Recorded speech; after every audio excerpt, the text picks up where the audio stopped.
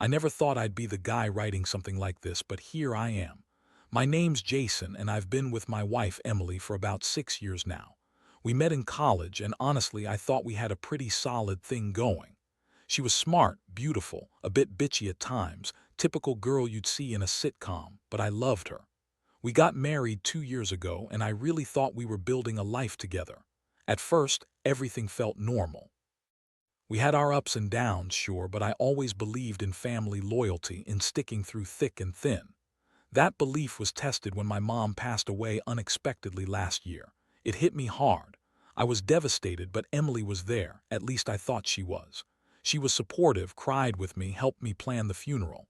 I wanted to believe she truly cared, that she was the woman I thought I married. But then things started feeling off. Little things. She'd get calls late at night, hide her phone when I entered the room. She'd be more distant, less affectionate. I noticed she was spending more time away from home, staying at work, or with friends, but honestly I didn't want to confront her. I kept telling myself she was just stressed, just busy, that maybe I was overthinking everything. I didn't want to believe she'd cheat, especially not now, not during one of the worst times of my life. The signs kept mounting, but I still convinced myself I was wrong. Until that day. The day I saw her phone light up with a message that made my stomach drop like a stone. I've been waiting for her to come home from work, and I decided to check her phone. Stupid, I know, but I was desperate. I was jealous, suspicious, and honestly my gut told me something was wrong. And that's when I saw it, a message from her saying, "Can't wait to see you tonight. Love you, babe." To her brother, Mark, her own brother. That's when everything changed. I stared at the screen, frozen, my mind racing. I knew my wife was a bitch sometimes, but this, it was beyond anything I could have imagined. And the worst part, she had lied to me about him, about everything. She told me they were just family and nothing more. But clearly that was a lie. I felt sick, betrayed, furious all at once. How could she lie so easily? How could she cheat on me with her own brother, during my mother's funeral no less? That was the last straw. That was the moment my entire world shattered. After I saw that message, everything inside me froze. My mind spun in circles, trying to process what I'd just read. I stared at the screen, then looked up at her as she walked through the door, whistling like nothing was wrong. Her bitchy smirk was the first thing I noticed, like she was proud of herself or something. I felt my fists clench, my heart pounding so loud I was sure she could hear it. "Hey, babe," she said, tossing her purse onto the couch. "Long day, huh?" I couldn't even speak at first. I just held up her phone, my voice barely a whisper. "Who is Mark?" She froze for a second, then rolled her eyes. "What are you talking about? What's this?" I didn't need to say anything. The message was right there. I watched her face change from smug to caught, to angry, then defiant. "Oh, that," she snapped, crossing her arms. "It's nothing, just some stupid joke, okay? He's my brother, Jason. You think I'd actually do something with him?" That's when I lost it. My mind was racing, but I also felt this deep, burning fury. No way was I going to let her just shrug this off. I looked right into her eyes and said, "You're lying. You've been lying for months. About everything, your calls, your late nights, what you said about family, about us. That message. That wasn't a joke, that was real." She scoffed, rolling her eyes again. "God, you're so dramatic, you're always overreacting. Mark's my brother, yeah, we have a weird relationship, but it's not what you think. You're just jealous and insecure, that's all." I took a step closer, trying to keep my voice steady. "Jealous? Insecure? No, Emily, I'm just sick of all the lies. You told me you loved me, that you'd never cheat, never hurt me like this. And then I find out you're cheating on me with your own brother. During my mother's funeral, no less. How sick do you have to be?" She stared at me, her face twisting with anger. "You don't understand, you're overreacting. It's complicated, okay? Things happen, it's not a big deal." Big deal? I felt like my entire world was crashing down. How could she be so callous? She lied to my face, dismissed everything I felt. And that's when I realized this wasn't just about some stupid affair, it was about her complete lack of respect for me, for our marriage, for the family I thought we were building. All the bullshit she'd spewed about loyalty and love. It was just that bullshit. She was a bitch, plain and simple, and I was done pretending that I hadn't seen her true colors. I don't remember exactly what I said after that, but it was probably some mixture of anger, disbelief, and maybe even some hurt. All I knew was that I couldn't just stand there and pretend this was some misunderstanding. I needed to hear her explain herself, although I already knew, deep down, that nothing she said would change what I'd seen. "Explain yourself," I demanded, voice cracking slightly. "How long has this been going on? Are you seriously telling me this is just some sick joke?" She rolled her eyes again, that same bitchy smirk creeping back. "Look, Jason, I don't have to justify myself to you. Yeah, I've been having some fun, okay? It's not like I was sleeping with him every day. It's just sex, for God's sake. We're adults and sometimes things happen. You're making it into some crazy drama." I felt like I'd been punched in the gut. "Sex with your brother during the funeral, that's asterisk your asterisk explanation. That's your idea of nothing big." She huffed, crossing her arms tighter. "You're so uptight. Honestly, I don't see what the big deal is. It was one time, maybe a couple of times. It's not like I love him or anything. It was just sex, Jason. That's all.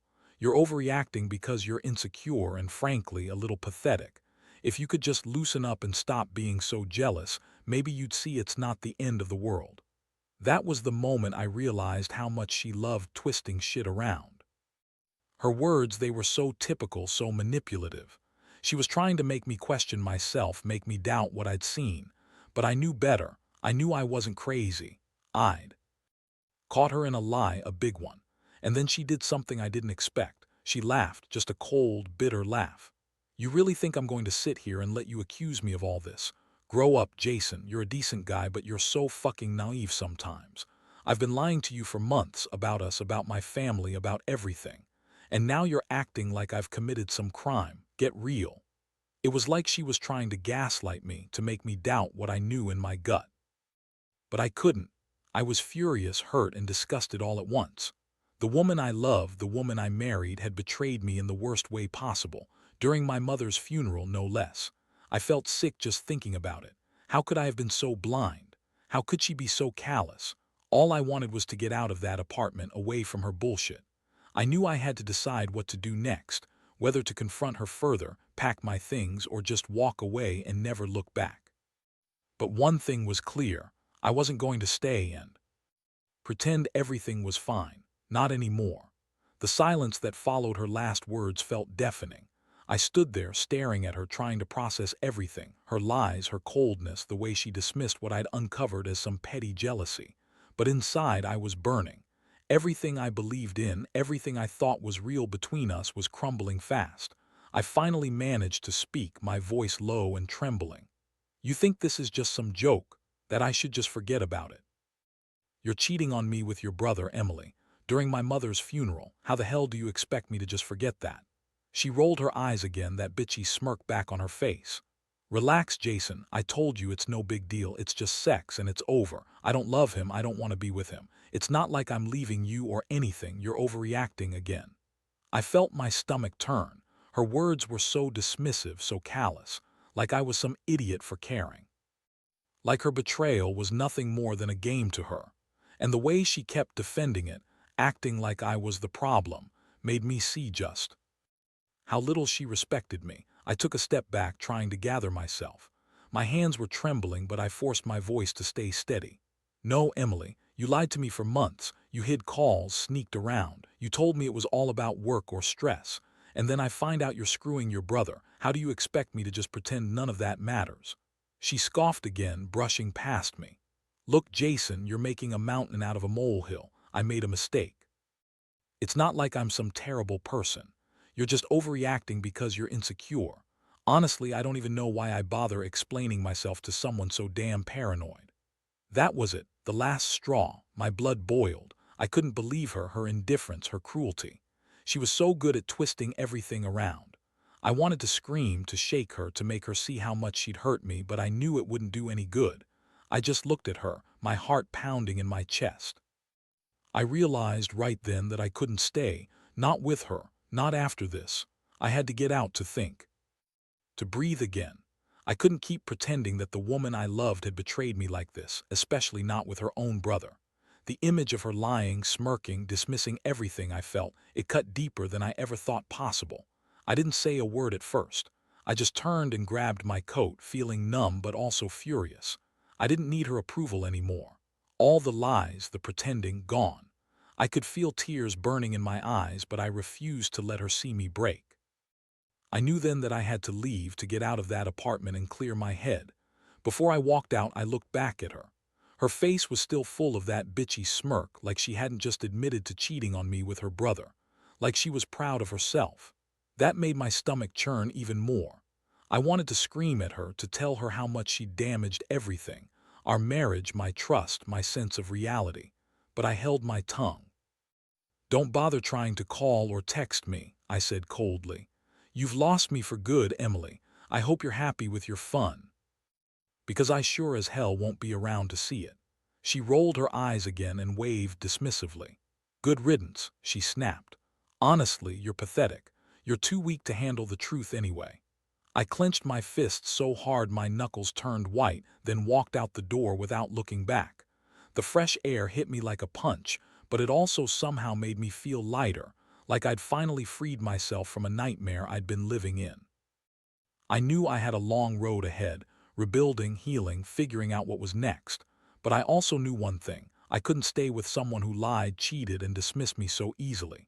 That night I stayed at a friend's place trying to process everything. I felt everything: anger, sadness, betrayal, relief. The betrayal especially. How could she do this? How could she lie so easily? I kept replaying her words, her smirk, her dismissiveness. The worst part was knowing that my own wife, someone I trusted with my life, had been screwing my brother behind my back during my mother's funeral. That moment, more than anything, opened my eyes to how little she cared about me or the family we supposedly built. The next day I started thinking about what I'd do next. I knew one thing: I couldn't fix this, not with her. She'd proven that. I'd have to find a way to move on, to forgive myself for trusting her, and figure out what kind of life I wanted without her. It was the hardest decision I'd ever faced, but I knew I couldn't stay in that toxic, fake relationship. Not anymore. In the days that followed, I felt like I was walking through a fog. Every memory, every moment I shared with her, now tainted by that betrayal. I couldn't believe I'd been so blind, so trusting, only to be crushed like this. It's funny how a single discovery can change everything. One message, one secret, and suddenly nothing about the relationship felt real anymore. I kept replaying her words, her smirk, her dismissiveness, trying to understand how she could be so cruel, so indifferent. I slowly realized that staying with her wouldn't just be unhealthy, it would be a betrayal to myself. I started packing my things, not in anger but in a quiet, determined way. I knew I deserved better.